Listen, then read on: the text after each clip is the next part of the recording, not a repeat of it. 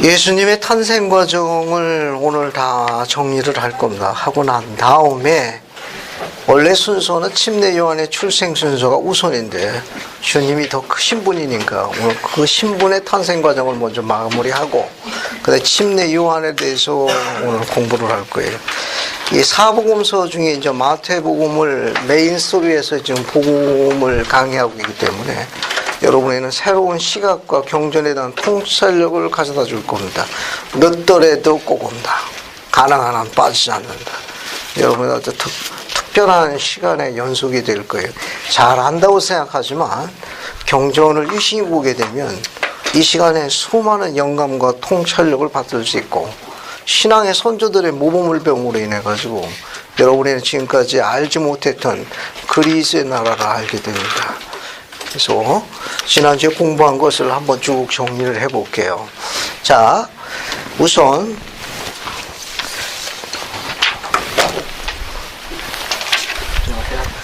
어서 와요. 우선 이 그림부터 공부합시다.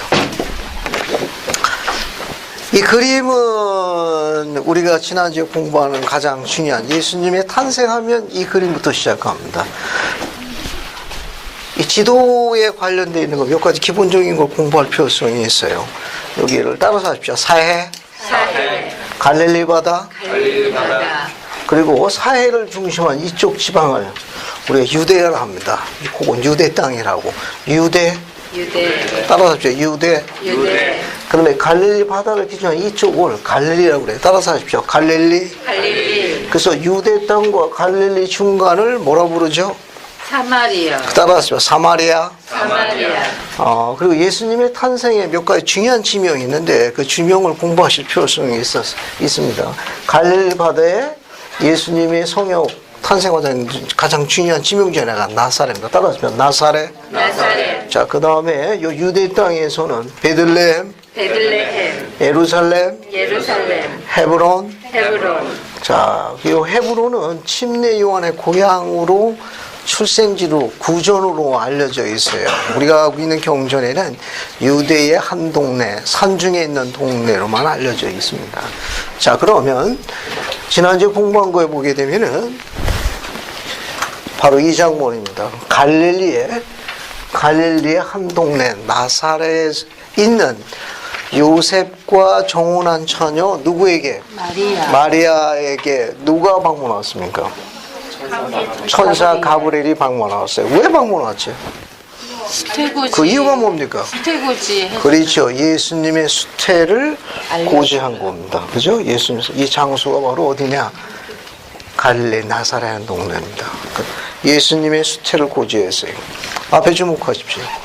그래서 이 천사 가브리엘이 나사렛에 살고 있는 요셉과 정혼한 처녀 마리아에게 내가 한 아들을 낳으리니 지극히 높으신 자의 아들이요 성신의 가장 높으신 분 엘로힘의 아들이요 바로 그분이 독생자 우리 구주이십니다. 그 이름을 뭐라 하라? 예수라 하라. 구주에게 붙여진 개인적인 이름을 뭐라 한다고 그랬죠? 예수. 다시 이야기할게요. 침착하게. 지난주에 공부를 해서 말씀을 해 올렸습니다. 자, 구주에게 붙여진 개인적인 이름, 인디비주얼 네임을 뭐라 한다? 예수. 그렇죠. 그 이름을 예수라 하라. 그 뜻은 무슨 뜻이라고 그랬죠? 구원할 자. 그렇죠. 자기 백성을 죄에서 구원할 것이다. 그래서 구속주, 아니면 구세주, 구조자 이런 뜻을 갖고 있다고 그랬어요. 자, 예수라는 그 이름은 히브리의 뭐와 동일한 단어로 쓰인다고 했습니까? 메시아. 조슈아. 그 조슈아는 어떤 뜻을 갖고 있다고 그랬습니까? 똑같아요. 여호와는 구원이시다라는 뜻을 갖고 있다. 지난주에 말씀을 해 올린 걸로 기억하고 있습니다. 자, 그러면 우리 구주에게 불리워지는 성스러운 호칭, sacred title이라고 해요. 타이틀, 칭호. 우리 구주에게 불리워지는 성스러운 칭호를 뭐라 한다? 그리스도 한다. 그리스도는 히브리와 뭐와 동일한 표현이다? 메시아입니다. 됐죠? 그러면 그리스도, 히브리어의 메시와 동일한 표현인데 그럼 그리스도는 어떤 뜻을 갖고 있습니까? 기름 부음을 받은 기름 자. 부음을 받은 자. 지금 이야기한 것을 안 보고 설명할 수 있을 만큼 숙지해야 합니다. 지난주 유인물 저 안에 깨알같이 다 적혀져 있으니까 기억이 안 나시면 이따 끝나야 한 번씩 더 가져가서 들여다보세요. 이와 같은 것들은 포스트잇 같은 걸 활용해 가지고 해당 부분에 딱 붙여놓으면 기억이 굉장히 오래가고 선명하게 돼요. 다시 봅시다. 이게 여기서 있었던 사건이에요. 여기서 있었는데 가브리엘이 마리아에게 했을 적에 마리아는 당시에 누구와 정혼했다고 그랬죠? 요셉. 요셉과 정혼했습니다. 유대의 관습에 의하면 결혼은 몇 단계로 나눠진다? 2단계. 두 단계입니다. 하나는 약혼. 약혼식, 다른 하나는 결혼. 공식적인 합법적인 결혼식이에요. 그걸 아셔야 돼요. 왜냐면 우리 흠정역 옛번역은 정혼이라고 번역해 놓은 게 영감받은 번역인데 개역 개정판은 전부 약혼으로 번역해 놔가지고 우를 범하고 있습니다. 약혼에 해당되는 것도 있고 결혼에 해당되는 것도 있어요. 즉 결혼식을 올린 부분에 이도 있는데 개역 개정판은 단어에 집착하다 보니까 결혼을 한 상황인데도 불구하고 약혼이라고 번역해가지고 모세 율법화에 맞지 않는 번역을 해놨습니다. 그런 우를 보면서 당시에는 있을 수 없는 일, 결혼도 하지 않은 처녀가 아이를 잉태했다는 거는 돌에 맞아 죽는 거예요. 그런데도 약혼이라고 해놨으니까 번역 단어에 너무 집착을 했어요. 자, 그럼 다시 원점으로 돌아가겠습니다. 거기서 중요한 거 하나 더 설명합니다. 예수님이 수태를 구제했을 적에 이미 마리아는 약혼자가 있었어요. 그때 마리아는 천사 가브리엘의 통보를 신앙으로 받아들였습니다. 신앙으로 받아들였어요. 그게 이스라엘 딸들의 전통입니다. 마리아가 천사 가브리엘에게 뭐라고 통보했죠? 그러자 가브리엘이 떠나갔는데 주의 뜻대로 이루어지다. 그 앞에 자신의 신분의 위치를 나타낸 표현이 하나 있죠. 정사부 형제. 주의 여정이 오니. 그렇죠. 따라서 하십시오. 주의 여종이 오니. 주의 여정이 오니. 그 뒤에 뭐라고 답변했습니까? 주의 뜻대로. 말씀대로 내게. 정사부 형제 다시 한번 읽어봐요. 말씀대로 내게 이루어지. 감사합니다. 따라서 하십시오. 말씀대로 내게 이루어지리이다. 내게 이루어지이다.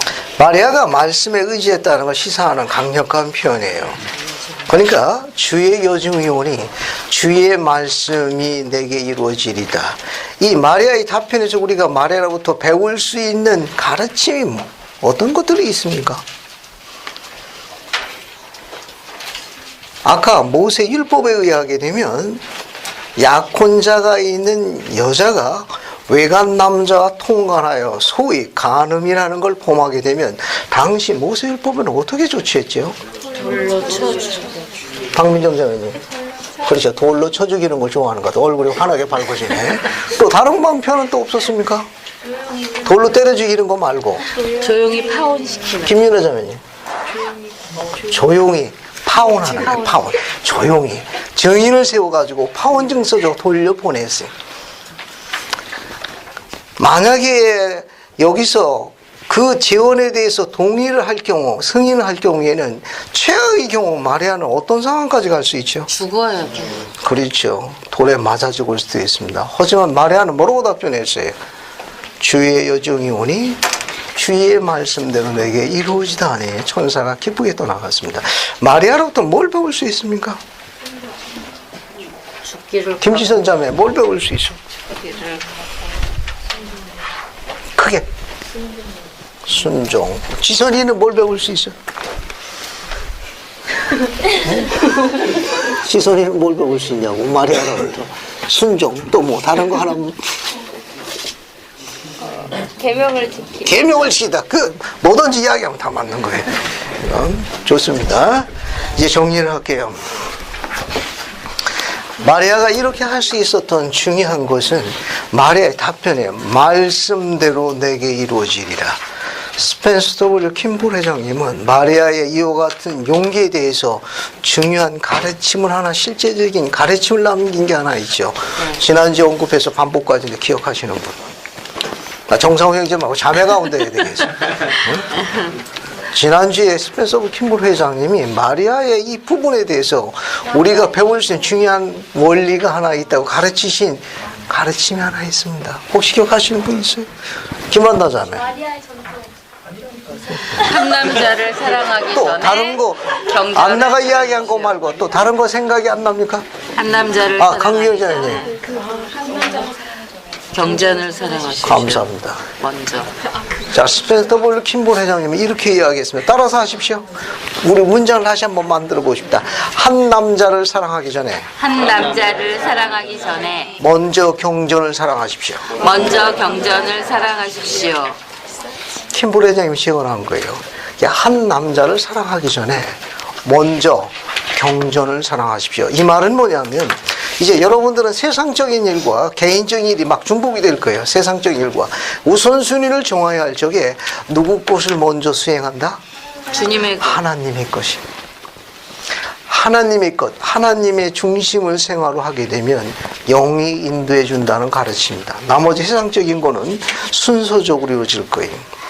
나중에 설명할 기회가 올 거예요. 이제 예수님이 광야에서 마귀의 시험을 극복하는 장면이 있는데 그 마지막 장면이 이렇게 나와 있습니다. 예수께서 마귀를 물리치자 천사가 수종드니나. 우리 신앙생활의 하이라이트는 천사가 우리를 수종드는 간증을 갖는 일이에요. 내 입에서 나오는 말을 신께서 들으시고 신께서 나를 축복하시기 위해 천사가 내 삶을 축복해주는 그 경험을 하는 거예요. 천사가 동행하고 있다는 나만의 행복감이 신앙생활의 하이라이트.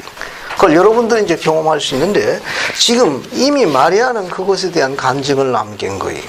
자, 그러고 난 다음에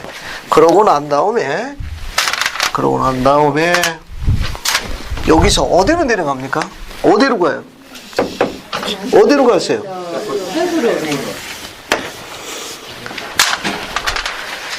헤브론으로 갑니다. 우리가 갖고 있는 경전에는 뭐라고 나와 있는가 하면은 우리 여기 헤브론으로 이제 내려갑니다. 이게 누가복음 이제 지난주에 공부한 건데 유대의 한 동네로 가는데 그 한 동네에 갑니다. 그 헤브론으로 알려져 있어요. 그림 갖고 설명합시다. 지난주에 언급한 부분이에요. 누구 같아요? 엘리사벳은 지금 누구를 맞이하고 있습니까? 마리아를 맞이하고 있죠. 근데 마리아가 그 엘리사벳을 방문했을 때 엘리사벳은 이미 누구를 잉태한 지 몇 개월째 되었습니까? 침례 요한을 잉태한 지 몇 개월째 되는 달이에요? 6개월째 되는 달이라는 경전이 누가복음 1장 몇 절에 있습니까? 그 6째 달. 그래서 예수님과 침례 요한은 6개월 차이야. 그러니까 요한이 6개월 빠른 거예요. 26절. 자, 누가복음 1장 어디 나와요? 26절. 거기 6째 달은 엘리사벳이 침례 요한을 잉태한 지 6개월째 되는 달이. 알겠습니까? 자, 그러면 계속 봐요. 그래서 마리아가 엘리사벳을 방문해가지고 얼마나 여기서 머물렀다고 합니까? 자, 여기 봐요. 여기 나사렛에서 마리아가 유대의 한 동네, 산동네, 헤브론으로 알려진 침례 요한의 출생지예요. 여기서 얼마나 머물렀죠? 석 달 머물렀습니다. 그 석 달은 머무른 그 기간은 왜 석 달을 머물렀죠? 그 기간은 어떤 의미를 부여하고 있는 기간이라고 그랬습니까? 그 3개월 동안 엘리사벳과 마리아는 뭐 했어요?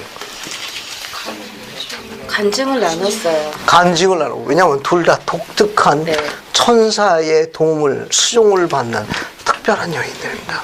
엘리사벳도 이미 천사의 수종을 들어 침례 요한을 잉태하는 거고. 엘리사벳은 누가 천사의 방문을 받았어요? 남편 이름이 뭡니까? 사가랴예요. 사가랴는 어디서 그 통보를 받았죠? 성전에서 신권 봉사를 할 적에 천사 가브리엘이 통보했습니다. 그리고 마리아도 어때요? 천사 가브리엘이 통보한 겁니다. 그래서 둘이 그런 독특한 동질성은 있는 거예요. 이번 주와 다음 주에 공부하는데 예수님 앞서 보낸 자 중에 제일 큰 자라고 칭찬하시니까 침례 요한입니다. 그 아들을 잉태한 어머니 엘리사벳과 우리 구주 아기 예수를 잉태하도록 통보받은 마리아는 둘 다 이스라엘의 으뜸가는 여인들입니다. 이 두 여인이 의기투합한 거예요. 이 두 여인은 3개월 동안 하나님에 대한 감사와 경배로 거룩한 영적인 고조 상태의 영성을 더욱 강화했을 거예요. 그리고 거기서 뿐만 아니라 독특한 자매를 나눴을 거예요. 즉 복음 안에서는 형제도 필요하지만 자매들도 자매애가 필요합니다. 이미 6개월 침례를 잉태한 친족 엘리사벳은 선임이고 후임인 마리아에게 뭐가 된 겁니까? 가르쳐주고 인도해주고 경험을 나눠주는 사람 우리가 세상에서 뭐라고 불러요? 멘토. 멘토가 된 거예요. 멘토. 이게 마리아의 멘토예요. 큰 은입니다. 신앙의 태산 같은 선배예요.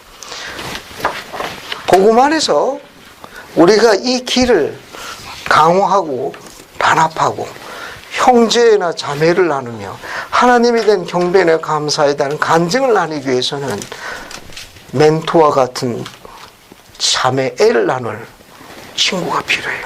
형제도 마찬가지. 친구도 있어야 하고 신앙의 선배도 있어야 합니다. 잘 아는 사도 바울은 그 이름이 사울이었습니다. 사울이었을 때 사악했어요. 그리스의 제자들을 박해했습니다. 나중에 개심했으나 아무도 그를 받아주지 않았어요. 그때 그를 받아준 사람, 그의 개심이 진정한 걸 받아준 사람이 당시 위로 올라가면 안디옥이라고 있어요. 소아시아 쪽에. 안디옥에 오늘날 스테이크 회장에 해당되는 직책을 갖고 있는 바나바라는 친구가 사울의 개심을 도와주었습니다. 그것을 증거했어요. 절친이. 나중에 선교사업도 같이 가요. 그러고 난 다음에 누구에게 소개하는가 하면은 당시 예루살렘의 제일회장단의 제일회장이 누구였는가 하면 베드로였어요. 베드로에게 바나바가 소개장을 써줘 사울을 보냅니다. 바로 그 베드로가 사울의 뭐가 되느냐? 멘토가 돼요. 멘토가 됩니다. 그래 경전에 보게 되면 사울이 사도 바울로 부름받아가지고 바울로 이름을 개명해가지고 바울이 사도로 부름받아가지고 그 수많은 선교여행과 그리스의 종이 되어 봉사하게 된 가장 중요한 사람은 친구인 바나바와 큰 신앙의 선배인 베드로라는 멘토가 있었습니다. 신앙생활 이 두 개가 다 필요해요. 도움이 되셨으면 좋겠어요. 그러니까 3개월 동안 그런 영성과 간증과 감사와 자매를 나누고 난 다음에 3개월을 있고 난 다음에 다시 어디로 돌아갑니까? 여기서 어디로 가요? 다시 나사렛으로 돌아가요. 왜 3개월 이상 4, 5개월 더 머무르지 않았죠? 이의자매님 제가 불러오니까. 감사합니다. 여러분 나중에 이제 경험하시게 될 거예요. 착상이 잘 돼야 되니까 몸을 보존할 필요성이 있어요. 소위 태교할 필요성이 있습니다. 그래서 마리아는 몸의 변화가 일어나기 직전 고향으로 돌아갑니다. 여기 돌아가는 거예요. 다시. 됐습니까? 돌아가가지고 이제 어떤 일이 벌어지는가 하면은 문제가 되는 건 누구냐? 약혼자 요셉이 3개월 동안 안 보이다가 나타난 다음에 어떻게 됐습니까? 좀 이상해진 징조를 보기 시작했습니다. 요셉의 번민이 바로 여기서 일어나는 거예요. 요셉이 번민이 일어나는 것이 마태복음 1장에 기록되어 있습니다. 그 마태복음 1장에 보게 되면 지난주에 공부한 내용에 요셉이 번민하죠. 그죠? 요셉이 번민한데 요셉은 어떻게 결정했습니까? 가만히 끊고. 그렇죠. 아까 이야기한 대로 공개 재판, 약혼의 부끄러움을 세상에 드러내지 아니하고 자신이 지고 가기를 원했습니다. 그는 의로운 자라, 좋은 남자라 이렇게 표현했습니다. 아주 의미심장한 표현을 썼어요. 마태복음 1장에 한번 봅시다. 지난주에 공부한 건데 한 번 더 반복해 보죠. 마태복음 1장 18절 보세요. 지난주 공부한 거 쭉 정리하고 넘어갈게요. 예수 그리스도 나심은 이러하니라. 그 모친 말할까 요셉과 거기 약혼하고 되어 있죠. 네. 원래는 흠정령에는 정혼이라고 번역했는데 정혼이 훨씬 더 영감받은 번역이에요. 정혼이고 사실은 여기서는 약혼 단계. 동거하기 전에 성령을 잉태로 나타났더니 그 남편, 결혼을 안 했지만 남편이라는 용어를 쓴 거는 약혼이 그만큼 그 당시에 구속력이 결혼과 거의 동일했다는 걸 시사하는 거예요. 의로운 사람이라 저를 드러내지 아니하고, 이 드러내지 않다는 뭐냐, 마리아의 부끄러움을 드러내지 아니하고 가만히 끊고자 않더라. 파혼하기를 원했더라. 은밀하게 그녀의 부끄러움을 돌려보내기를 원했더라 라고 되어 있습니다. 우리 지난주에 디스커션 한 거 기억나지 않습니까? 거기 몇 가지 칠판에 놓고 정리한 거 기억나요? 그럼 치매를 예방하기 위해서 잠깐 정리해 봅시다.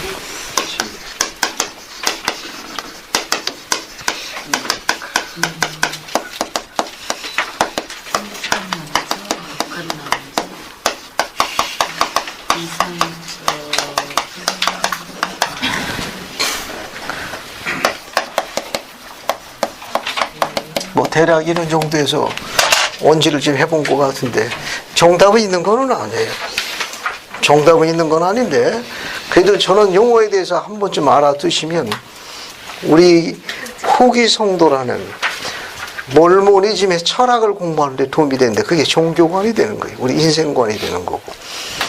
행복한 남자, 거룩한 남자는 어떻게 정의를 내립니까? 정답은 없지만 그래도 우리 교회 지도자들이 가르친 건 시사하는 바가 좀 있으니까 목표를 좀 세울 수 있어요. 어떤 남자 행복하다고 생각합니까? 아내하고 자식들이. 누구 얘기하겠습니까? 어디에요? 지선이? 지선이가 이야기한 건가? 못 들어서 미안해. 어떻게? 행복한 남자네? 아내하고 자녀들에게 필요한 걸 충분히 충족시켜 줄 수 있는. 그 아주 눈에서 빛이 번쩍번쩍 나네. 불편하게 없길 바랍니다. 이 행복한 남자라는 건 조지 큐케넌 장로가 나이 19살에 캐나다에서 선교사를 했다고 그럽니다. 그때 고생이 굉장히 많았다고 그래요. 굶주리고 헐벗고 추운 데서. 그 조지 큐케넌 장로가 그 자신의 선교사 개인일지에다가 그렇게 기록을 했다. 결심한 거예요.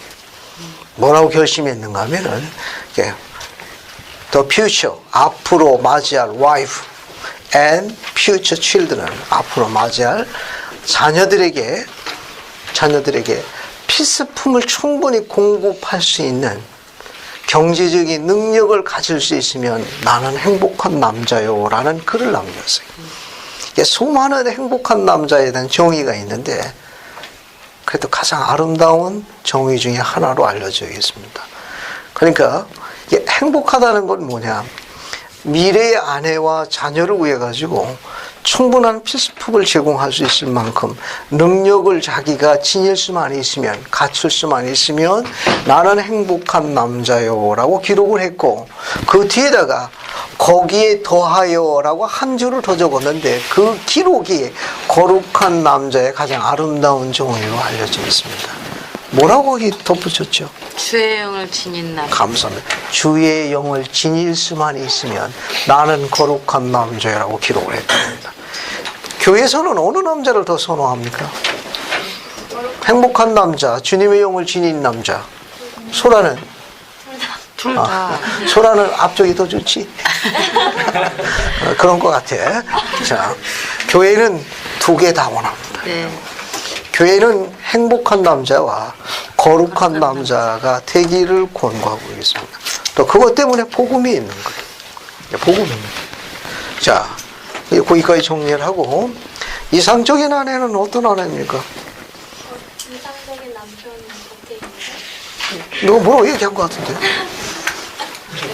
이상적인 남편이 곁에 있는. 감사. 그 옆에. 그러니까 이상적인 아내란 이상적인 남편이 옆에 있을 때, 이상적인 아내의 정의는 뭐라고 되어 있는가 하면 이상적인 남편이 옆에 있을 때, 이렇게 설명했더니 올해 고등학교를 졸업한 신입 독신 자매가 질문했습니다. 그러면 이상적인 남편은 어떤 남자입니까? 그래서 나중에 생각해 보자고 그랬어요. 다음 주에 빠질 형제들이 많을 것 같아가지고 나중에 생각해 보자고 했는데요. 고든 B 힝클리, 우리 선지자 중에 탁월한 선지자였던 그분은 이상적인 남편의 정의라기보다는 우리 후기 성도가 원하는 남편에 대해서 이렇게 가르치신 게 있습니다. 도움이 되셨으면 좋겠어요. 이상적인 아내란 이상적인 남편이 곁에 있을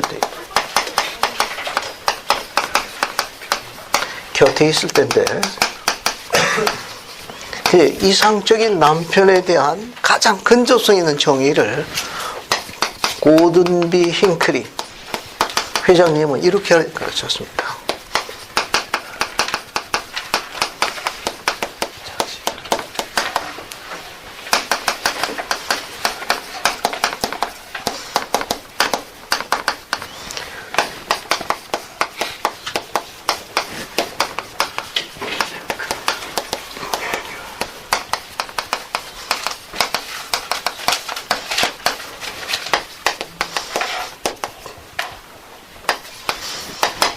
고든 B 힝클리 회장님이 하신 말씀인데, 예전에는 그 교재가 해외왕국의 결혼이라고 불렸어요. ACM이라고.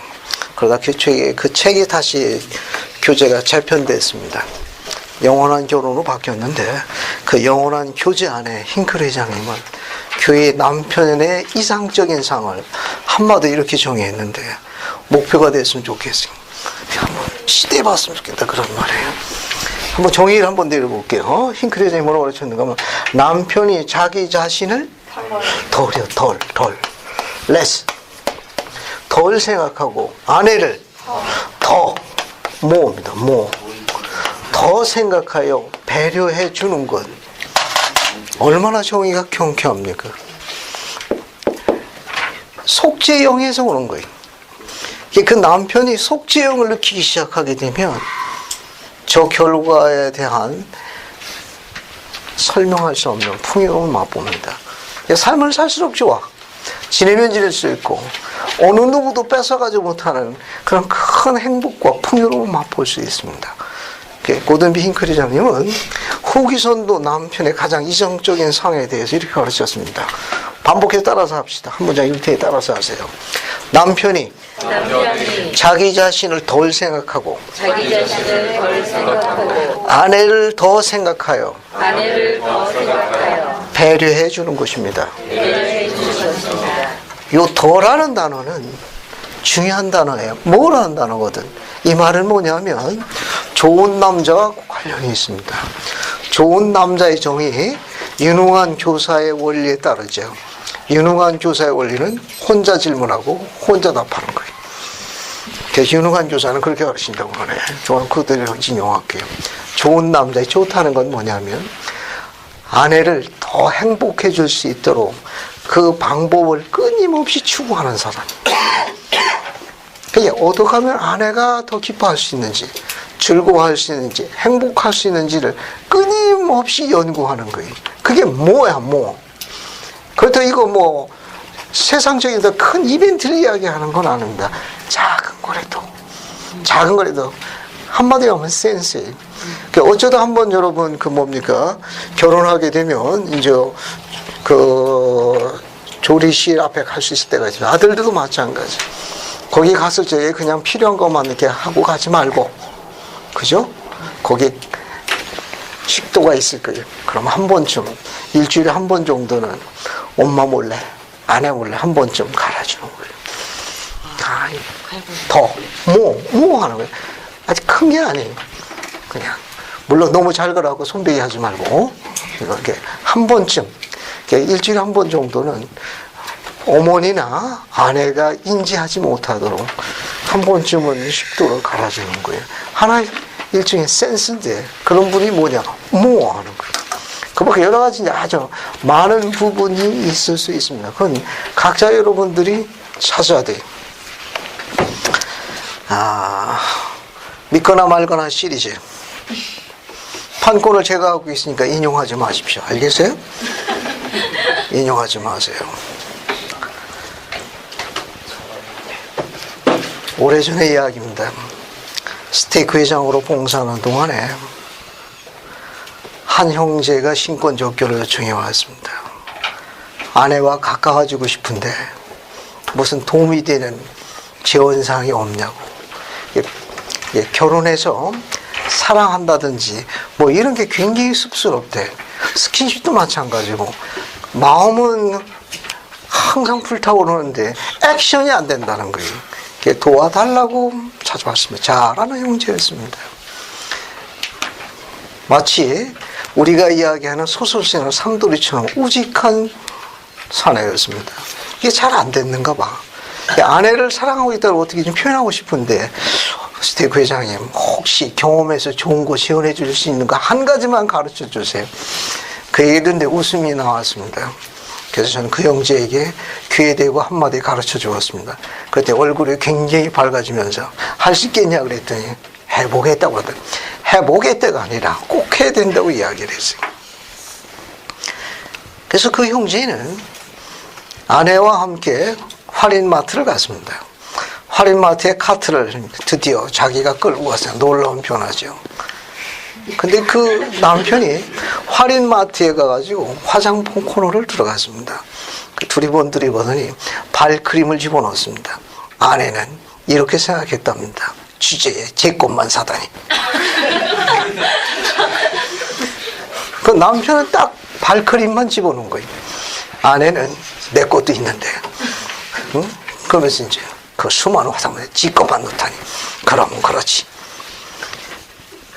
그날 저녁 잠자리들 적에 잠들고 있는 아내의 발을 그 남편이 발크림으로 발 마사지를 하기 시작했습니다.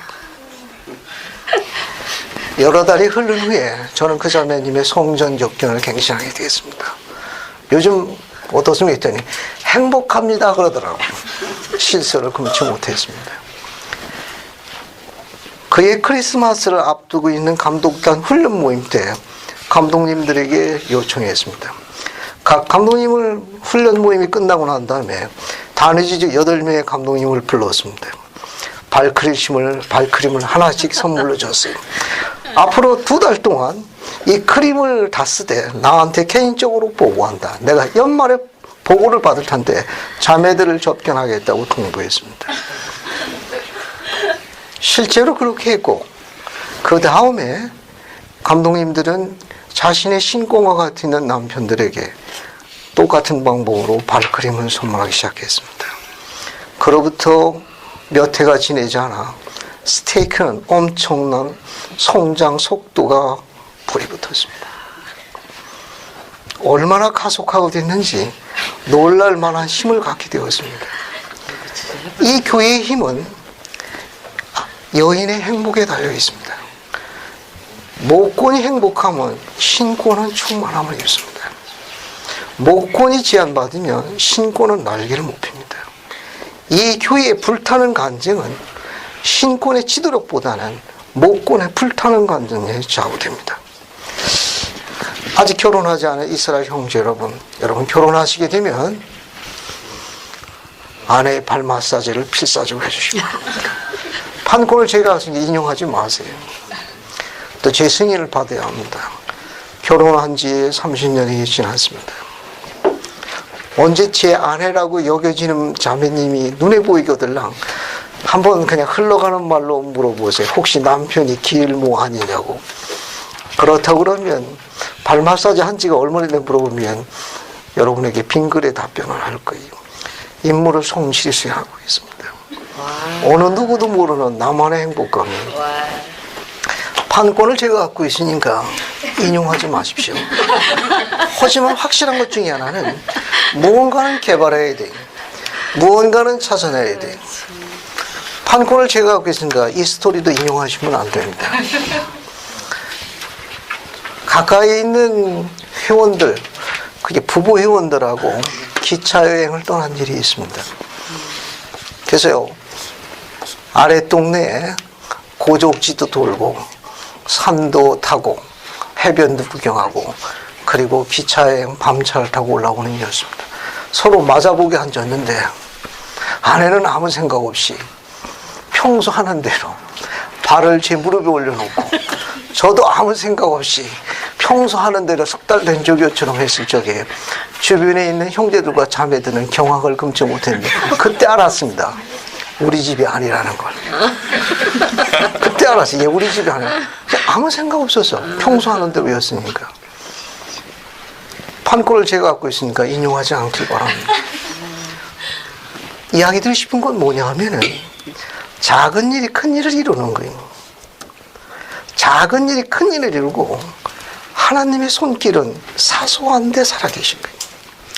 우리는 천사의 방문, 시연 이와 같은 큰 것을 이야기하는데 신은 거기에 계신 게 아니에요. 신은 사소한 곳에 계신 거예요. 그것도 아무도 모르는 오직 그 남자와 그 여자를 신께서 보시는 가장 은밀한 장소에 신의 손길이 살아계시다는 걸 기억해야 합니다. 여러분이 그와 같은 원리를 이해하는 아들들이 있기를 원해요. 그런 가르침을 보고 자랄 수 있기를 원합니다. 그래서 그 아들도 아직 기억하지 못하는 그 딸에게 그것이 행복감으로 전해주시기를 원합니다. 신은 큰 역사적인 사건이나 시연이나 천사의 방문에 있는 게 아니에요. 신은 아주 사소한 작은 거에 신의 손길이 살아있습니다. 저 가르침은 시사하는 바가 많은 거예요.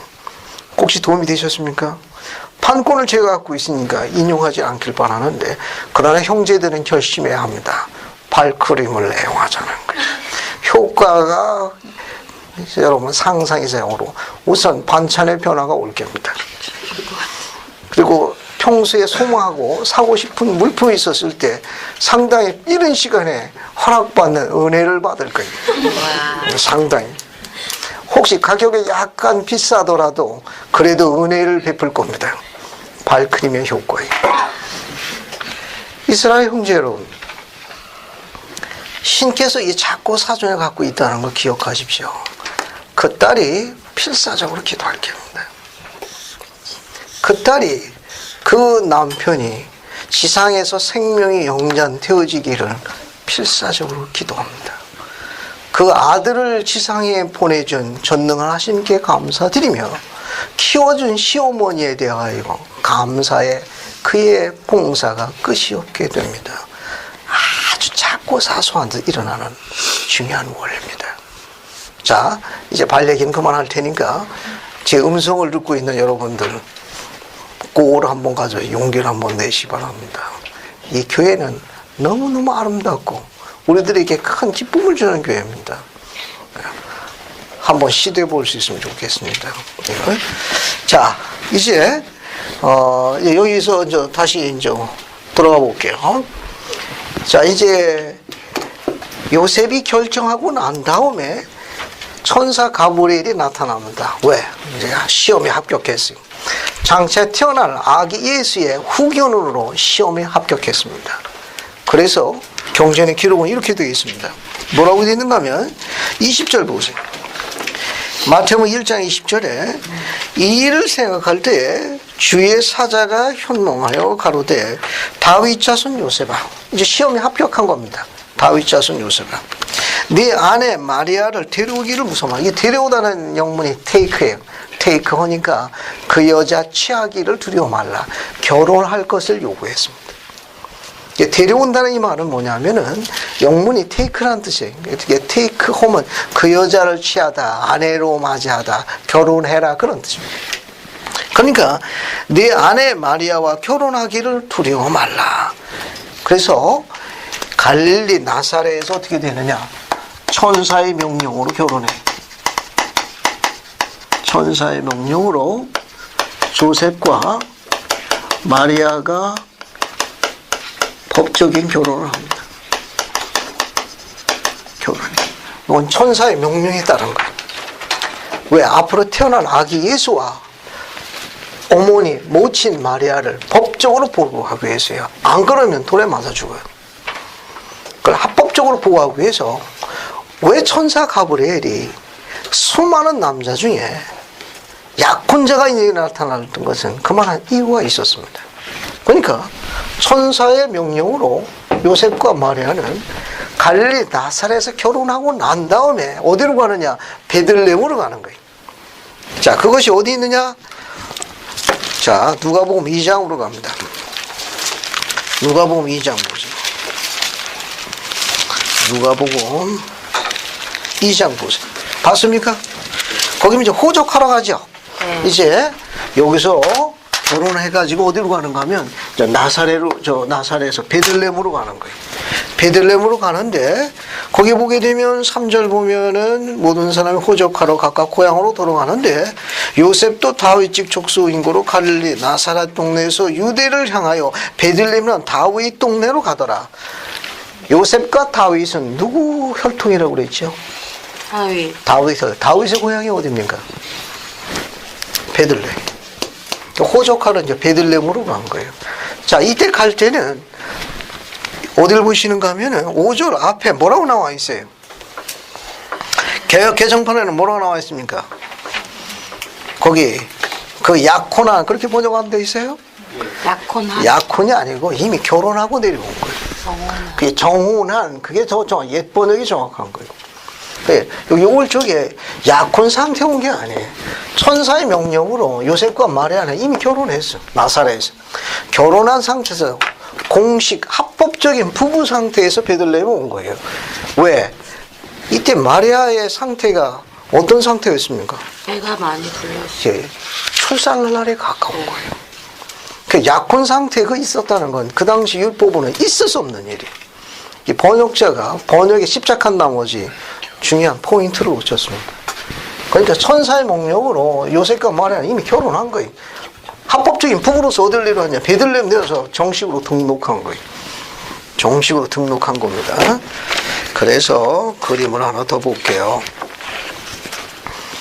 이게 베들레헴으로 간 장면에 이게 만삭이 돼서 간 거예요.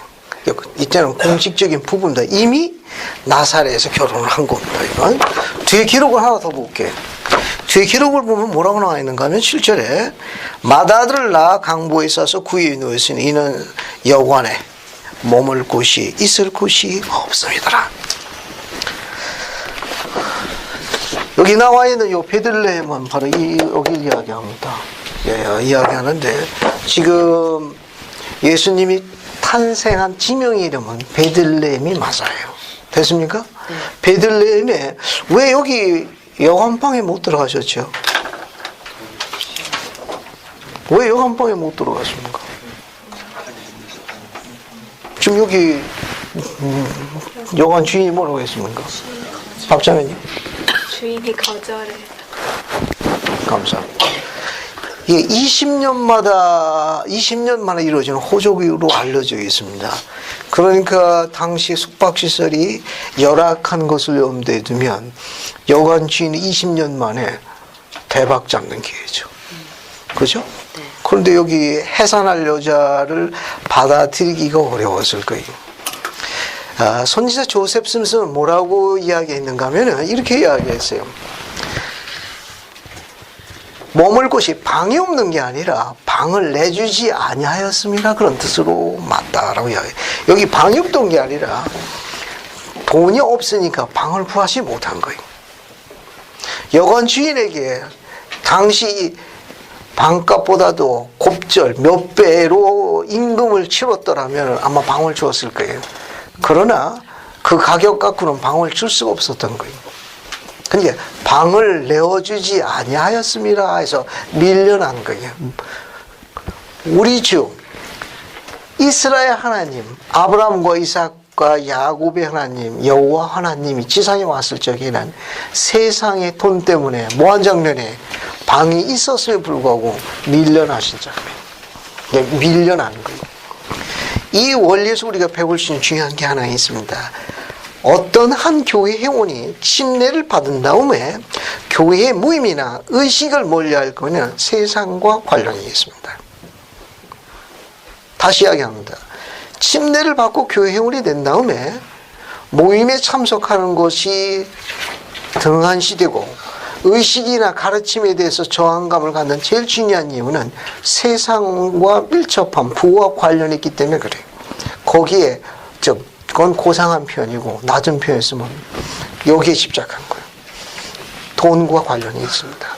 돈과 관련되어 있을 경우에는 특징이 하나님의 의식과 가르침에 저항한다는 것이 경전의 숨은 가르침입니다. 이렇게 세상의 돈과 결탁되어 있어 이권과 관련되어 있을 적에는 의식에 관련되어 있는 것 중에 성전을 방문하지 않고 교회의 모임에 저항감이 많아 사나운 것이 특징이에요. 이 세 가지에 대한 공통적인 현상을 갖고 있으면 세상의 이권과 관련이 있습니다. 첫 번째는 의식에 대하여 등한히 한다는 것. 모임에 참석 안 하고 특히 감독님이 이야기하는 거에 저항감이 많아. 쉽게 설명, 산업지. 이거는 세상의 이권과 관련이 있습니다.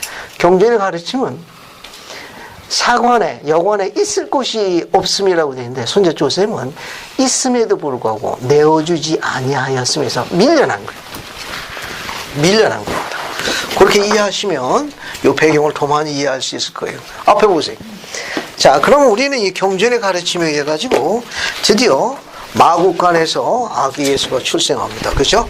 한번 적어볼게요. 여기서 베들레헴에서 마국간에서 아기 예수의 출생이, 아기 예수의 탄생. 그리고 마국간에 구유의 누였습니다. 구유가 뭐죠? 그렇죠. 가축들의 모기통. 여러분 서브 영화 보게 되면 이렇게 나무통 이렇게 파가지고 있는 거 이해하시면. 예수님이 태어나셔가지고 제일 첫 번째 입은 패션이 뭐예요? 두 자로 강복. 가끔 청소년 퀴즈 문제 내고 이제 직구진질 문제, 난센스 퀴즈로 강복. 자, 영감받은 화기의 그림인데요. 아기 예수와 어제 모친 말의 얼굴이 어떻습니까? 후견인인 요셉의 얼굴이 어때요? 우리 이 그림에서 여러분은 어떤 영감이 떠오릅니까? 어떤 영감이 떠올라요? 이 그림에서 어떤 영감이 떠오릅니까? 아기가 똘똘해 보입니까? 어떤 영감이 떠올라요, 여러분? 이 그림 보고 한번 잘 보세요. 잠시 보고 이 그림에서 어떤 영감을 받습니까? 누가 얘기하죠? 아기 낳고 싶대요. 안 나와 보라고 그래. 아기 낳고 싶대요. 네? 아기를 낳고 싶대요. 미안해, 내가 못 들어가지고. 아주 좋은 소망이 정답입니다. 잘 보세요. 감추인 거 하나 설명할게. 감추인 원리 하나.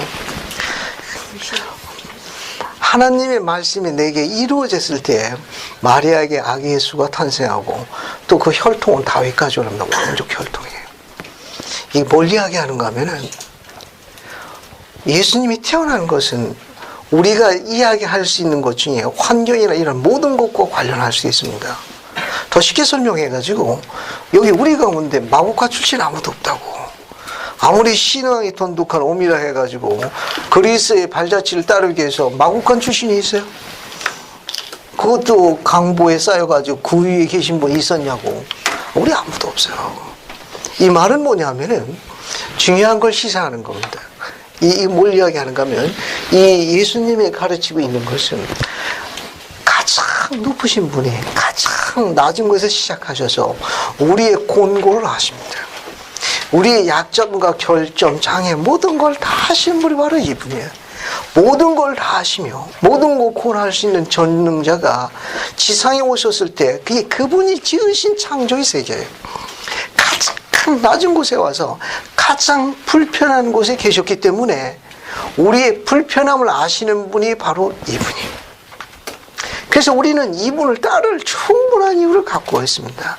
우리가 말하지 아니해도 이분이 다 인자고 알고 계세요. 더 중요한 건 이분이 살아 계시다는 점이에요. 이분이 가르친 중요한 가르침 중에 하나는 뭐냐면은 우리의 우리의 살고 있는 현재의 상태를 더 나은 상태로 업그레이드 할 적에, 넓은 의미로 세상을 업그레이드 할 적에, 세상은 제도를 바꾸고 법령을 제정하며 인재를 키우고 그 밖에 여러 가지 강력한 통치권에 대한 시스템을 작동합니다. 그러나 이 시스템은 악의를 보낸다는 게 특징이에요. 하나님의 나라에서 우리가 살고 있는 삶을 좀 더 업그레이드하고 풍요롭게 하며 기쁨과 행복의 풍요로움을 충만케 하시기 위해 하늘나라의 시스템은 안나가 이야기한 대로 악의를 데리고 있습니다. 얼마나 아름다워요. 이 악의가 와가지고 오늘 여러분과 나하고 귀한 인연을 맺고 있는 거예요. 안 그러면 여기 있을 아무런 이유가 없지. 뭘 여기 와가지고 스트레스 받고 있습니까? 오늘도 오후 내내 올해 고등학교 졸업해가지고 아직 등록 안 한 신입 독신들이 오늘 전화하고 문자 받았더니 아주 경기더라고. 아주 경기들. 즐거운 일 중에 하나입니다. 뭔지야 길정거리다 아냐? 회신도 안 해. 언젠간 추적해서 갈 거예요. 언젠가 와드에 만난 날이 올 거니까 대한민국에 사는 한데 거기 못 벗어날 거예요. 자, 여기 한번 보세요. 여기 뭘 이야기하는가 하면은 하나님께서 세상을 업그레이드 할 적에 우리가 살고 있는 우리를 좀 더 기쁨과 골수의 새로운 굿뉴스를 전해주기 원하실 적에는 악의를 보내시는 거예요. 이 악의가 세상을 바꾸는 겁니다. 그래서 흰크리 회장님이 한 소녀를, 한 청년을 구원하는 것은 뭘 구원한 것 같다고 했습니까? 여러 세대. 여러 세대를 구원한 것 같다고 이야기하는 거예요. 여러 세대를 구하는 거예요. 그 딸이 얼마나 귀한지 이해하시겠어요?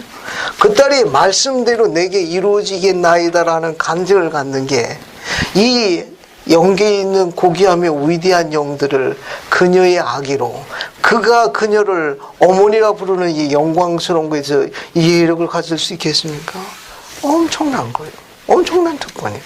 아기를 지상에 데려오내가지고 세상을 바꾸며 가문과 혈통을 보존하시는 게 하나님의 계획이에요.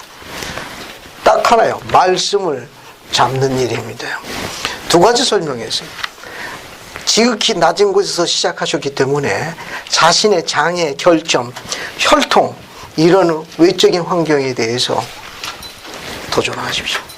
그것은 허락하신 이유는 여러분들이 지도력을 가져 사람을 낚는 어부가 되기 위한 주님의 지혜예요. 그게 없으면 여러분 사람을 낚는 어부가 못 됩니다. 신께 가까이 못 나가. 젊은 나이에 신을 섬길 수가 없어요. 그런 장애나 그런 결점이나 제한된 환경이 전능자의 뜻을 받아들이는 여러분을 훨씬 더 부드럽게 만드는 거예요. 또 하나는 하나님의 자녀를 지상을 데려오는 그분의 사업에 동참하기 위해서 신앙을 행사해야 된다는 겁니다. 아주 중요한 거 오늘 마리아의 답변과 이 아기에서 탄생을 해서 설명했어요. 교회는 계시로만 설명합니다. 우리는 과학자의 조사나 문헌 가지고 이야기하는 게 아니에요. 자, 그러면 우리는 계시에 의해 가지고 예수님의 탄생이 몇 월 며칠로 알려져 있죠? 4월 6일이야. 그래, 이건 계시니까 논하지 마세요. 알겠습니까? 뭐 모르면 다 계시라고 그러면 거의 90% 맞는 거예요. 뭐 잘 모르면 계시라고 그래. 뭐 잘 모르면 누가 얘기냐면 선자 조셉이라고 하면 되는 거예요. 그러니까 선지자 조셉 스미스는 계시에서 예수님의 탄생일을 4월 6일로 가르쳤습니다. 그거 이상 추구하지 마세요. 계시 있는 대로만 이해하라고. 그런데 제임스 이 탈미지 장로님이 계신데 그 탈미지 장로님은 우리가 가지고 있는 서기력을 기준으로 해가지고 주전 1년 4월 6일로 개인적인 재혼을 하셨습니다. 그러니까 예수님은 언제 태어나셨느냐? 우리가 갖고 있는 서기력을 기준해서 주전 1년 4월 6일 날 탄생하는 것으로 알려져 있다는 거. 이것도 역시 계시니까 그 부분까지만 이해하시고 다른 방패 뭘 추구하고자 하는 건 논하지 마십시오. 왜? 제임스 탈메즈 장로님은 그분이 여러 가지 많은 그 예수께서는 책을 쓰신 분인데 성전에서 기도하고 명상하는 가운데 가장 근접한 서기력의 연대는 학자마다 다 달라요. 학자마다 다 다른데 우리 현재 서기력을 기준해서 주전 1년 그리고 4월 6일은 주님의 직접적인 계시받은 조셉에 의해서 4월 6일로 하셨다. 그래서 예수님의 탄생 여론일은 따라서요. 주전 1년 4월 6일 4월 6일로 이렇게 이해하시면 되겠습니다. 자, 그 다음에 뒤로 넘어가 가지고 하나만 더 보세요. 자, 예수님의 이런 마구간에서 탄생에 대한 증인의 율법에 의해 가지고 첫 번째 증인으로 분류된 사람이 누가 나와 있습니까? 여기 마구간에 태어난 아기 예수에 대한 첫 번째 증인으로 분리된 사람들이 있어요. 누굽니까? 목자들이. 이 목자들은 아기 예수의 탄생에 대해서 누구로부터 통보받았죠? 누가 가르쳐줘요? 주의 사자요. 천사들이 가르쳐줘. 그 주의 천사들. 천사들. 그러니까 천사들이 목자들에게 아기 예수 탄생을 직접 통보했습니다. 즉 바꿔 이야기해가지고 이 목자들은 신분이 낮은 자,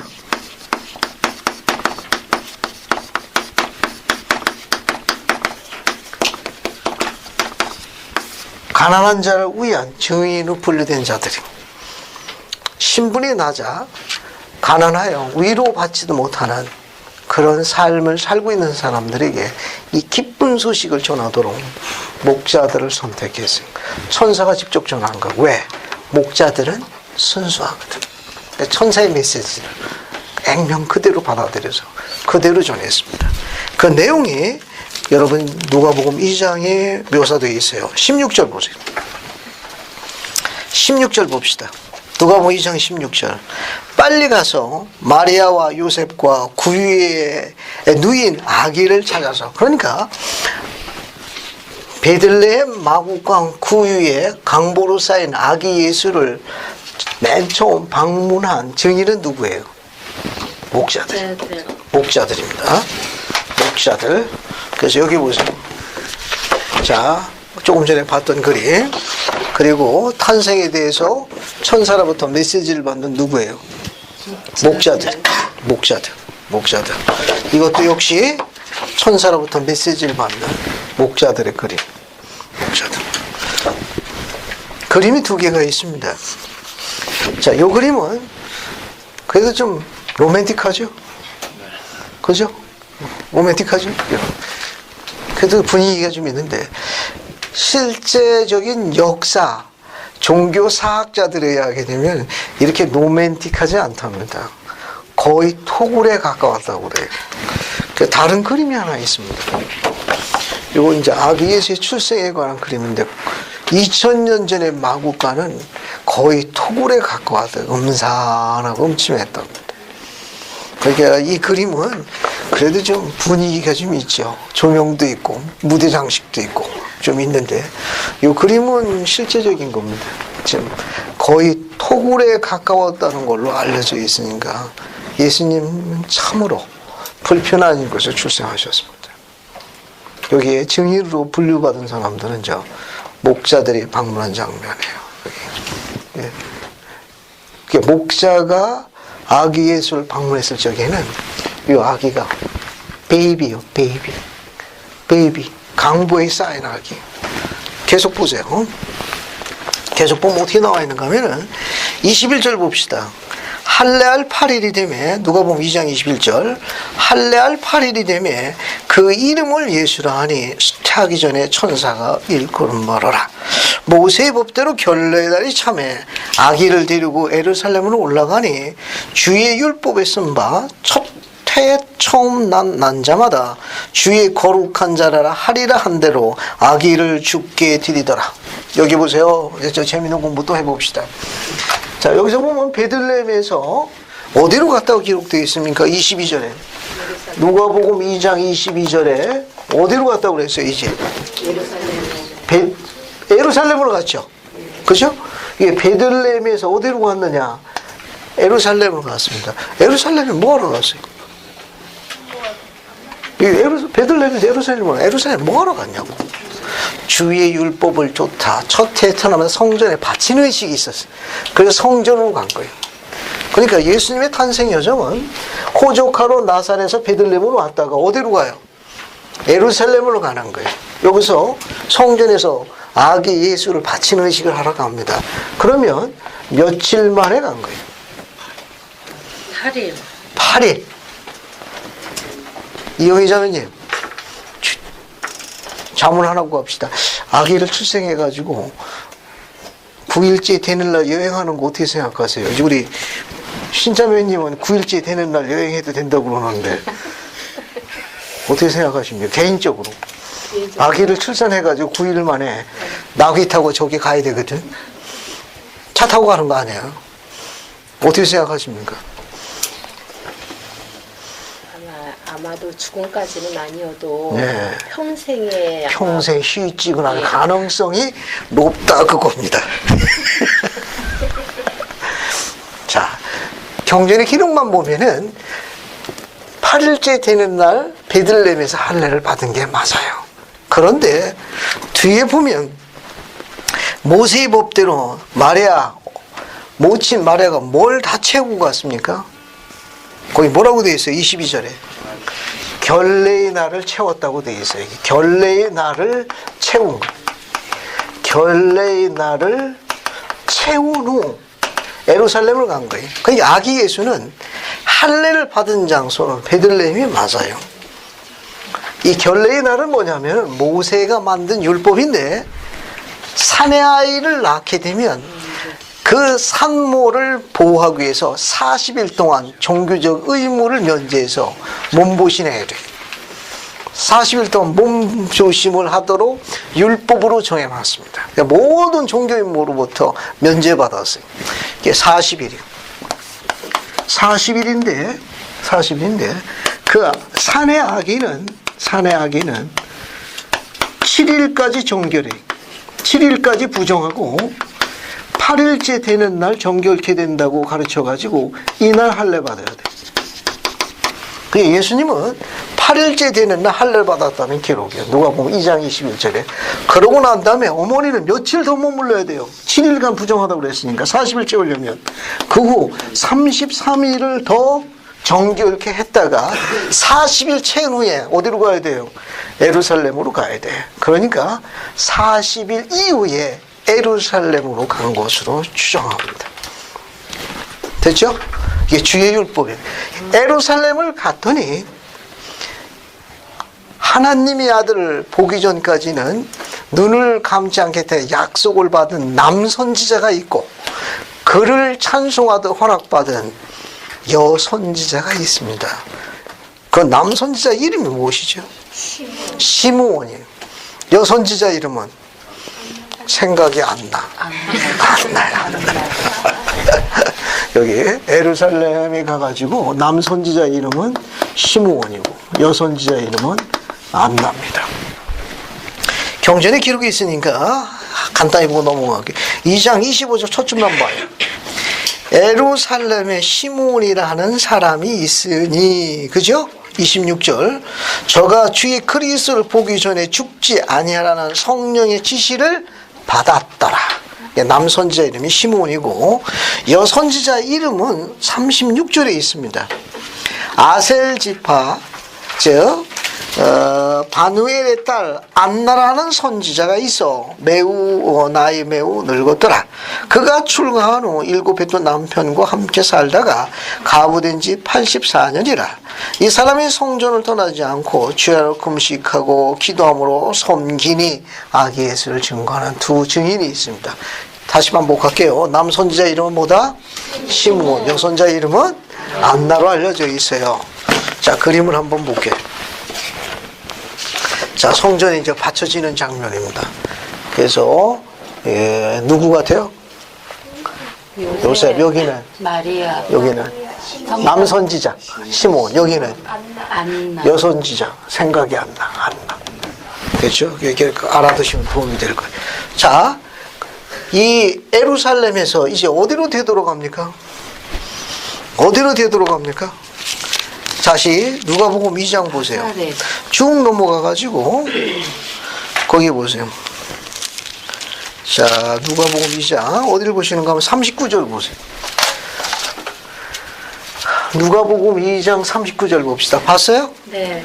주의 율법을 쫓아, 구체적으로 주의 율법을 쫓아가 뭐예요?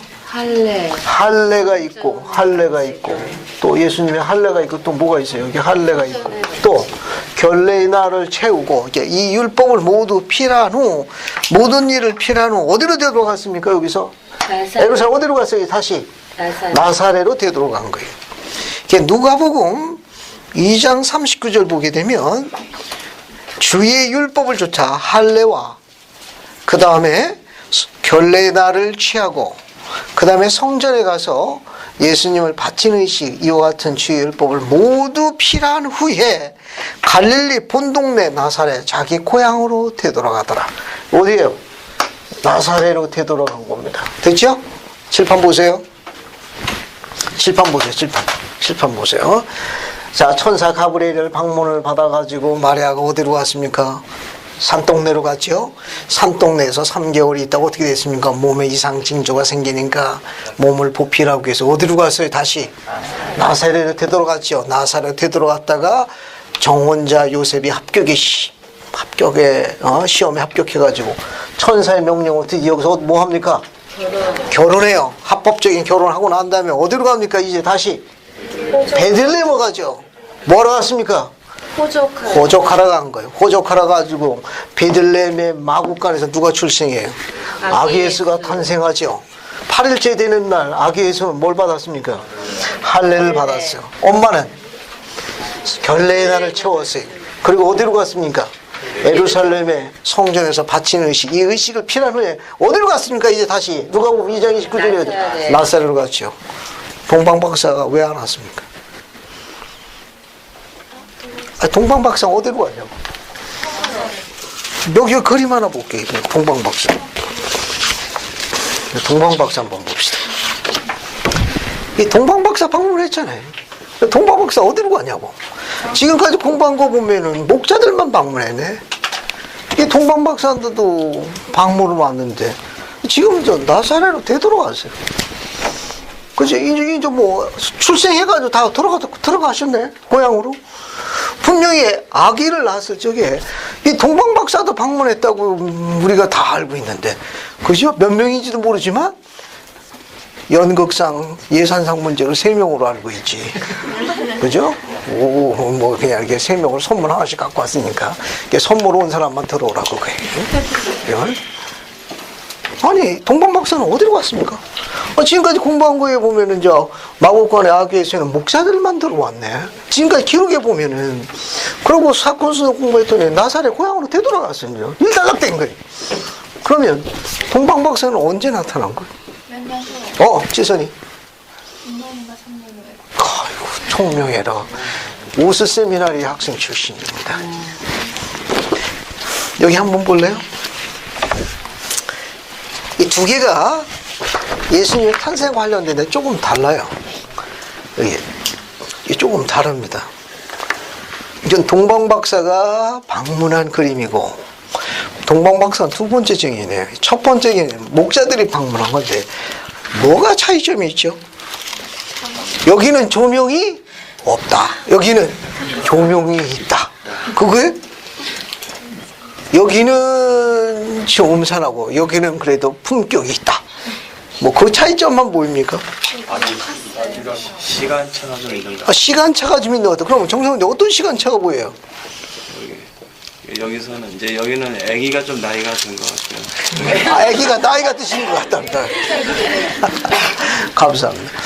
우선 장소가 다르죠. 여기는 마곡간이지만 동방박사 방문한 데는 마곡간이에요? 하우스, 집이에요, 집. 정착된 집입니다.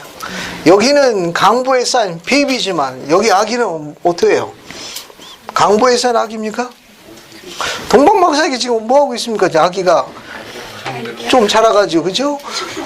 안녕, 가져온 거 놓고 빨리 가. 그러고 있잖아요, 그죠? 벌써 지금 액션을 하고 있잖아요, 액션을. 몇 년이 지난 거예요. 몇 년이 지난 겁니다. 마태복음 2장을 한번 볼게요. 마태복음 2장을 봅시다. 자, 마태복음 2장을 보면, 자, 거기 보세요. 거기 보면 헤로드 왕 때, 마태복음 2장 1절 보세요. 헤로드 왕 때에 예수께서 유대 베들레헴에서 나심에 동방으로 온 박사들 복수로 돼 있어가지고 우리는 그 수가 여러 명이라는 것만 알고 있습니다. 학자마다 견해가 다른데 당시 천문학이 가장 발달한 동방의 나라는 여러분 뭡니까? 이거 지난해 한 영화도 있어. 페르시아의 왕자라고. 그 페르시아로 추정하는 학자들의 견해가 우세합니다. 꼭 그런 건 아니에요. 꼭 그런 건 아니에요. 자, 이게 어쨌든 이들이 천문학에 대해서 상당한 경지 있는 건 확실합니다. 왜냐하면 그 2절에 유대의 왕으로 나시니가 어디 있느냐. 근데 왕이라고 되어 있는데 조셉 스미스는 이 왕이라는 단어보다는 고대로부터 내려온 기록에 의하면 메시아가 오시겠다고 했기 때문에 동방 박사가 헤로데에게 통보한 거는 유대의 메시아가 나섰다 하니 그가 어디 있느냐고 물은 것이 더 정확하다. 그러니까 고대부터 이스라엘을 보면 그때 로마 속박에 있었기 때문에 그런 속박에서 건질 만왕의 왕 메시아가 오겠다는 기록에 의해 가지고 그것을 이미 그들도 알고 있었다는 겁니다. 그들이 이제 헤로데에게 통보한 거예요. 유대의 메시아로 오신 그가 어디 계시냐고 물었던 거예요. 더 정확한 표현은 그 표현이라고 설명하겠습니다. 왜냐하면 우리가 동방에서 그의 별을 보고 그를 경배하러 왔노라. 거기 보면 뭐가 나오는가? 별이 나옵니다. 그러니까 누가복음 2장 거기 2절 보면 별을 보고 이렇게 나와 있어요. 유감스럽게 이 별에 관한 기록은 우리가 갖고 있는 성경상에는 언급이 없고 몰몬교회에만 언급되어 있습니다. 그래서 참조로 적어놔요. 찾지는 않겠습니다. 힐라면서 14장 5절 사무엘이 예언했습니다. 이것이 성취된 게 있어요. 그래서 삼리 1장 21절에 보면 새 별이 나타났고 또 그 별에 의한 기록이 우리 몰몬교에만 기록이 나옵니다. 나머지 쭉 넘어가셔가지고 어딜 보시는가 하면 마태복음 2장 7절 보세요. 자, 속도를 한번 내볼게요. 이에 헤롯이 가만히 박사들을 불러 별이 나타난 때를 자세히 묻더라. 미리 묻고 어디로 보냈어요? 베들레헴으로 보냈습니다. 가서 아기에 대해 자세히 알아보고 찾거든 내게 구하여 나도 가서 그에게 경배하게 하라. 눈물이 앞을 가리죠. 얼마나 친절합니까? 박사들이 왕의 말을 듣고 갈새 동방에서 보던 그 별이 문득 앞서 인도하여 가다가 아기 있는 곳에 머물러 섰는지라. 마태복음 2장 9절 거기 자 여기 이제 다시 이제 베들레헴으로 동방 박사가 방문합니다. 동방 박사가 이제 아기 예수를 방문해요. 아기 예수를 방문하는데 별을 보고 아기 예수는 곳에 머물렀습니다. 이 아기 예수 흠정역 우리가 갖고 있는 흠정역 원문이 The young child.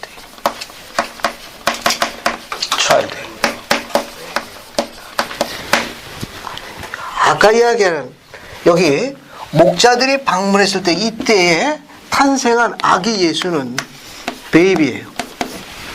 베이비로 표현하였는데 동방 박사가 아기 예수를 방문했을 때 아기 예수의 원문은 The young child. 아기가 성장한 거예요. 몇 년이 지난 거예요. 수년이 지나간 겁니다. 11절 보게 되면 마태복음 그 2장 11절 보면 마구간에 들어가 집에 들어가 하우스 집에 들어가 거기 보면 아기와 그 모친 말에 함께 있는 걸 보고 엎드려 아기에게 경배하고 보배압을 열어 황금, 유향, 모략을 예물로 드리니라. 자, 그 집에 누가 있었어요? 엄마, 아기 예수와 또 뭐라고 되어 있어요? 어머니 마리. 그 모친 마리아가 있더라. 그래서 여기에 예물을 준 게 뭐가 있습니까? 황금, 그 다음 유향, 그 다음에 모략. 여기 봐요. 여기 앞에 보십시오.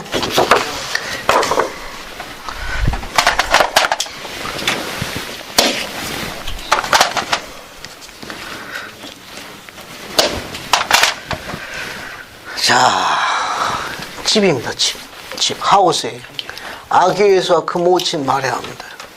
경전의 기록 보게 되면 아기 예수가 항상 앞에 쓰여져 있어요. 그 엄마, 그 모친 마리아가 뒤에 있습니다. 아기 예수가 항상 앞에 쓰여져 있어요. 경전의 기록은 무게가 나가시는 분이 앞에 쓰이는 거예요. 베드로, 야고보, 요한 그렇게 쓰지. 요한, 야고보, 베드로 그렇게 기록 안 해. 앞에 나가시는 분은 뭐냐? 신앙의 무게가 훨씬 크신 분이에요. 엔타이, 니하이, 니파이, 엔타이, 니파이, 니하이. 어느 게 맞는 거예요? 엔타이, 니하이, 니파이가 맞는 거예요? 엔타이, 니파이, 니하이. 뭐가 맞는 거예요? 니파이가 먼저 나와. 왜? 니파이가 훨씬 더 신앙의 무게가 무거우신 분이에요.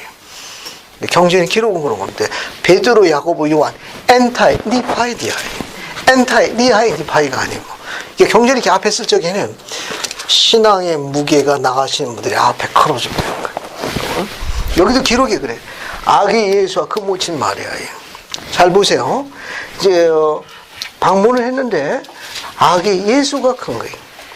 그래서 황금, 유향, 모략인데 신비로운 다른 뜻을 부여할 이유가 없습니다. 메시아, 왕에게 드릴 만한 가장 훌륭한 예물 정도로 이해하시면 되지 다른 걸 생각할 필요성은 없어요. 교회의 학자들은 세상 학자의 견해 조금. 이 황금은 어떻습니까? 어때요? 반응이 별로 없네. 금값 비싸구만. 변하지 않는 특징이 있어요. 황금. 유향은 뭡니까, 유향은? 뭐가 유향이에요? 다이너마이트 그 폭발 물질 화학 재료에 그건 유황이고, 유향이고, 이거는.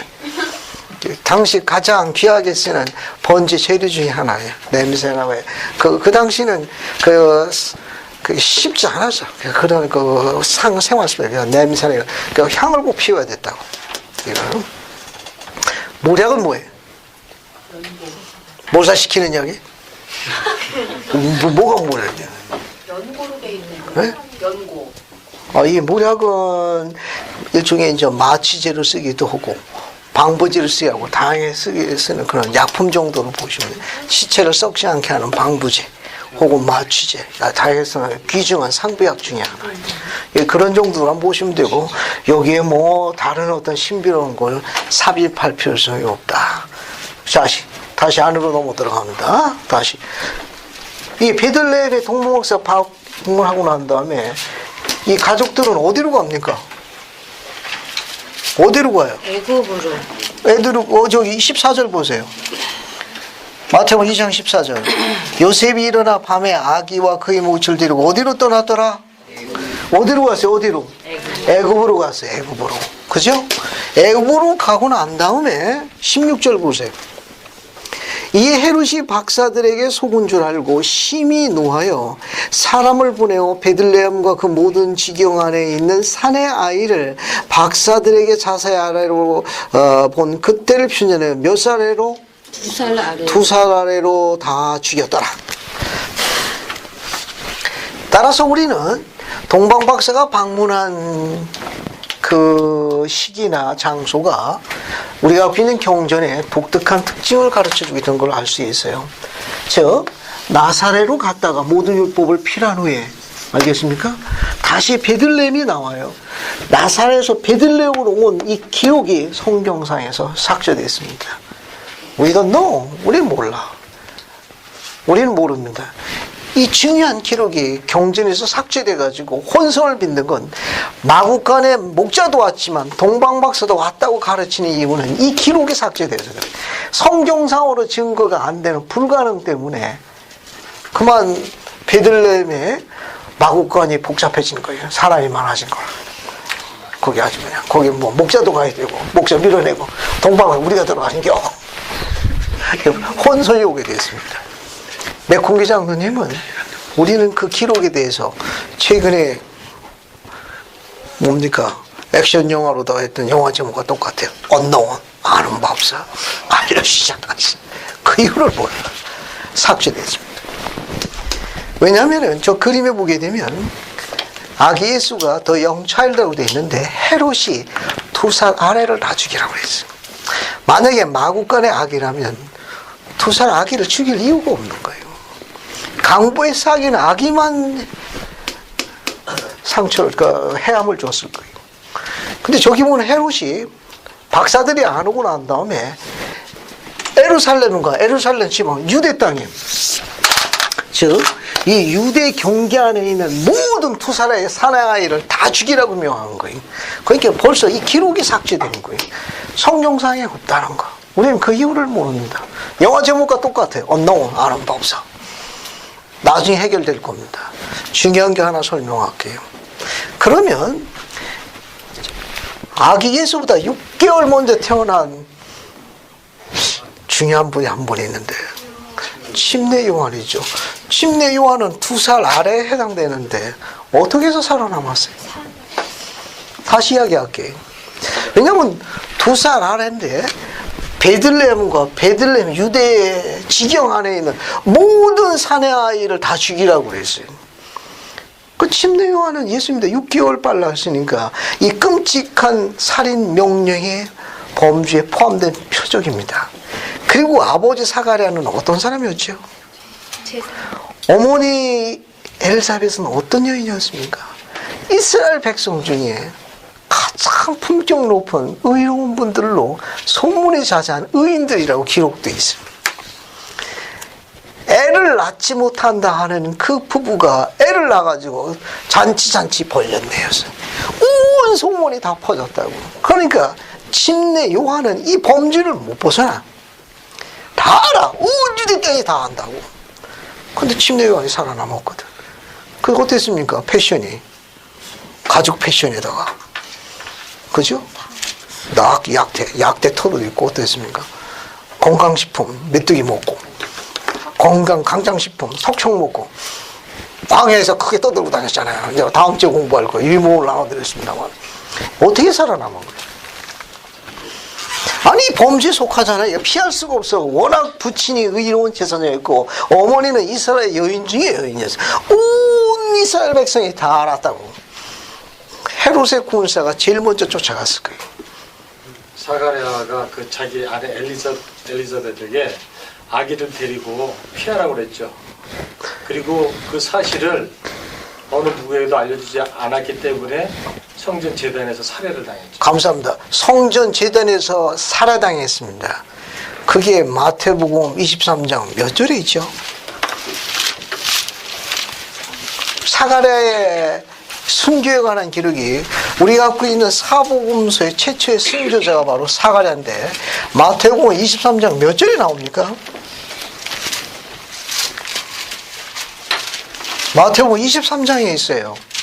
지금 우리 조영진님이 찾으신 그 성구가 마태복음 23장에 있습니다. 35절. 감사합니다. 35절 다 같이 볼게요. 정세호 이제 한번 읽어보세요. 35절만. 그러므로 의인 아벨의 피로부터 성전과 제단 사이에서 너희가 죽인 바라가의 아들 사가랴의 피까지 땅 위에서 흘린 의로운 피가 다 너희에게 돌아가리라. 감사합니다. 성전과 제단 사이에서 헤롯의 군사가 사가랴에게 뭘 요구했던 것 같습니까? 그렇죠. 아들의 소재를 이야기하라고 했어요. 그 전에 이미 사가랴는 지시를 받아 자기 아내 엘사벳을 하여금 광야로 숨어 들어가 아들을 지키도록 보냈습니다. 그 소재를 가르쳐주지 않자 아들을 지키기 위해서 목숨을 버린 성경상 사복음서에 나오는 의로운 아버지의 한계가 나와 있습니다. 아들을 보존하기 위해서 목숨으로 보존했습니다. 목숨을 버린 분이 우리가 갖고 있는 사복음서에 나오는 첫 순교자 이름 발열의 옳은 분이 바로 요한의 아버지 사가랴입니다. 앞에 보세요. 만약에 우리 가장들이 사가랴처럼 자녀를 지키기 위해서 원래 위치로만 돌아갈 수만 있으면 세상의 수많은 불행은 막을 수 있을 거예요. 만약에 사가랴가 목숨을 구하기 위해 가지고 걔요 여기 저기 숨었어요 라고 했었더라면 생각만 해도 끔찍한 거예요. 근데 사가랴는 그렇게 안 했어요.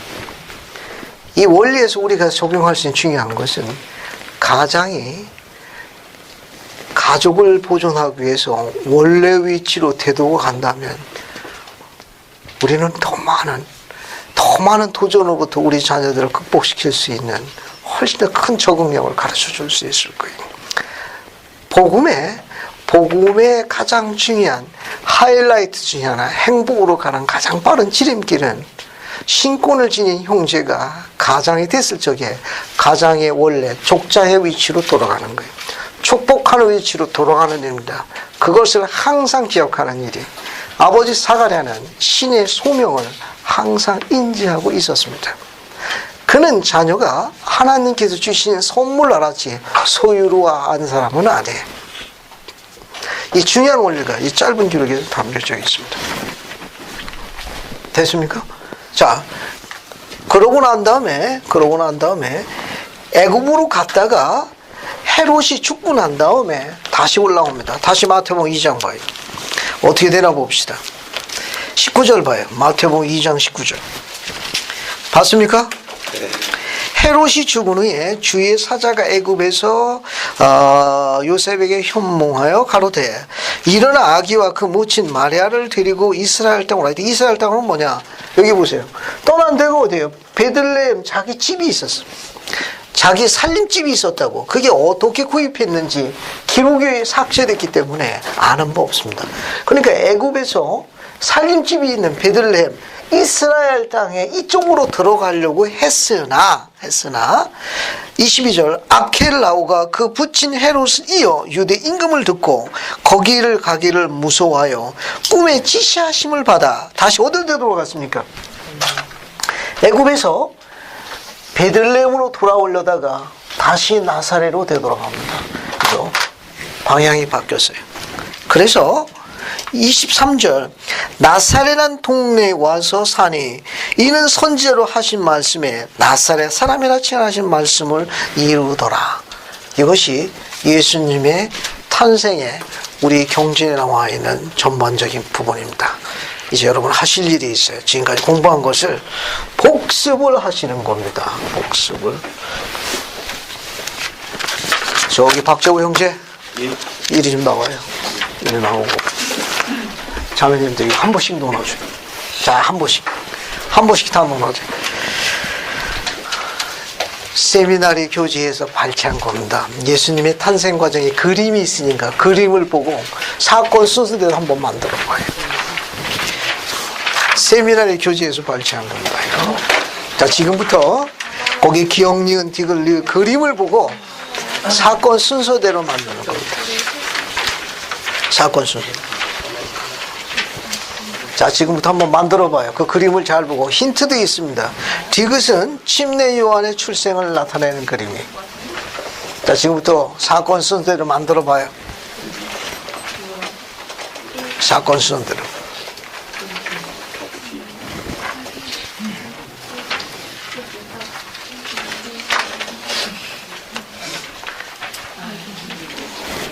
없어요? 뭐 할 수 없네.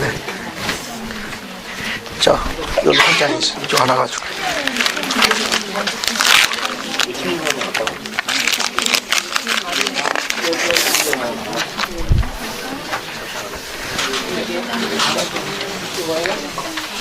자, 그래서 쭉 적어봐요. 시옷은 뭐예요, 교수님? 시옷은 어떤 거요? 엘리사벳에게 간 거예요? 아니면 일반 천사가 나간 아, 천사 가브리엘이 방문한 거. 네. 네, 천사 가브리엘. 시옷이 일본이 돼야 맞아요. 시옷이 천사 가브리엘 마리아 방문한 겁니다.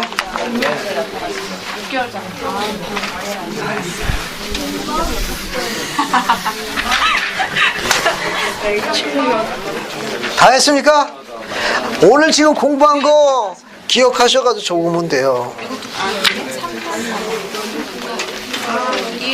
공부하신 거 전부 적으면 됩니다.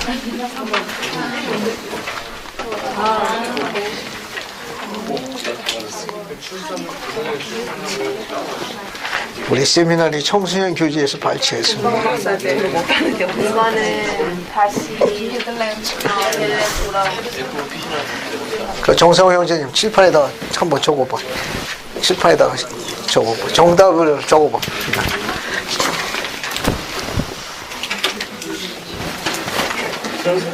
야, 적어봐.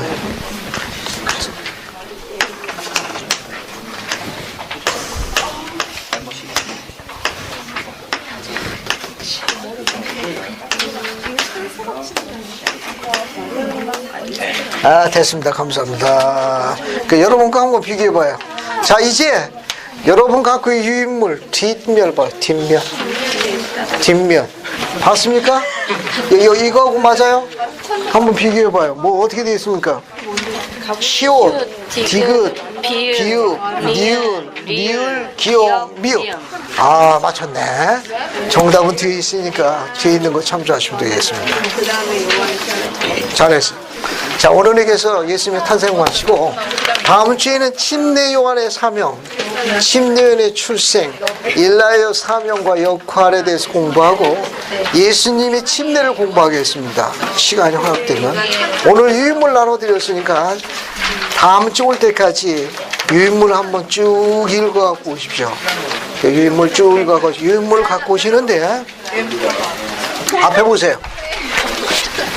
클리어 파일에다가 보관하시는 겁니다. 알겠습니까? 이렇게 나눠진 유인물을 매주마다 보관해서 나중에 훌륭한 여러분의 교육 자료가 되는 거예요. 여기서 제공하는 유인물 자료를 빠짐없이 받아가지고 파일에다가 모여요. 그래서 여기다가 사보험서라고 적어요. 앞으로 사보험에 관계되는 건 계속 파일에 모으는 겁니다. 여러분의 영감의 창구가 되며 통찰력의 열쇠가 되는 거예요. 오늘 처음 오신 분들은 수강카드 작성하시고 교재가 필요하신 분들은 확인서 이름 쓰고 교재를 한 권씩 가져가십시오. 쉽지 않은 지진과 방사능 지진 험악한 세월 속에 신앙의 발자해서 여러분께 감사드립니다. 돌아가는 발걸음에 천사가 수종들어 줄 거예요. 소망하는 바가 믿음대로 이루어지는 특별한 절기가 되도록 주님께서 축복해 주실 거예요. 예수 그리스도 합니다. 아멘.